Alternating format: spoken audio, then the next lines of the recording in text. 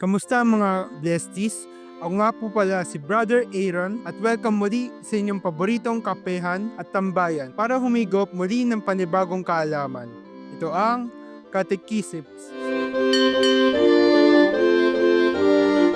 Ang Regina Coeli ay isang tradisyonal na panalangin ng mga Katoliko na inaalay sa mahal na Birheng Maria. Ang pangalan nitong Latin ay nangangahulugang Reyna ng Langit, isang sinaunang titulo na binigay na kay Maria bilang paggalang sa kanyang natatanging papel sa hiwaga ng muling pagkabuhay ni Kristo. Hindi tulad ng maraming panalangin kay Maria na nakatuon sa kalungkutan o pagsusumamo, ang Regina Coeli ay isang masayang awit ng papuri at kagalakan. Pinagdiriwang nito ang muling pagbubuhay, inaanyayahan ang mga mananampalataya na makibahagi sa galak ng Pasko ng pagkabuhay. Kinikilala ng panalangin si Maria bilang Reyna ng Langit at nakikigalak kasama niya sapagkat ang kanyang anak na si Jesus ay muling nabuhay mula sa mga patay. Ang mga salita ng panalangin ay tradisyonal na binibigkas o inaawit. Reyna ng Langit, magalak ka, Alleluia,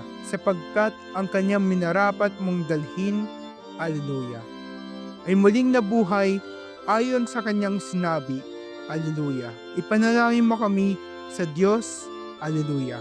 Ang pinagmulan ng Regina Coeli ay maaaring nagsimula noong ika-12 siglo. Bagamat hindi tiyak kung sino ang sumulat nito, malamang na nagsimula ito bilang isang simpleng awit na inaawit ng mga monghe sa panahon ng Pasko ng Pagkabuhay. Naging tanyag ito lalo na sa mga Pransiskano noong ika-13 siglo na nagpapalaganap ng panalangin sa buong simbahan.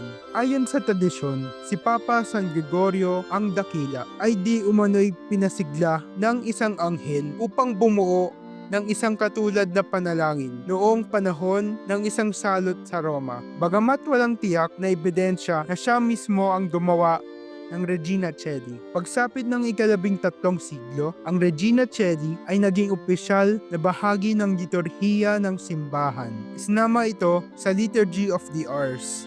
Kung karaniwang dinarasal ang Angelus tuwing umaga, tanghali at gabi, sa panahon ng Pasko ng Pagkabuhay, ito ay pinapalitan ng masayang pag-awit ng Regina Coeli. Inuutos ni Papa Benedict XVI na ang Regina Coeli ay dapat dasalin ng nakatayo bilang tanda ng paggalang at masiglang pagpuri na ito ay ipalit sa Angelus sa panahon ng Eastertide.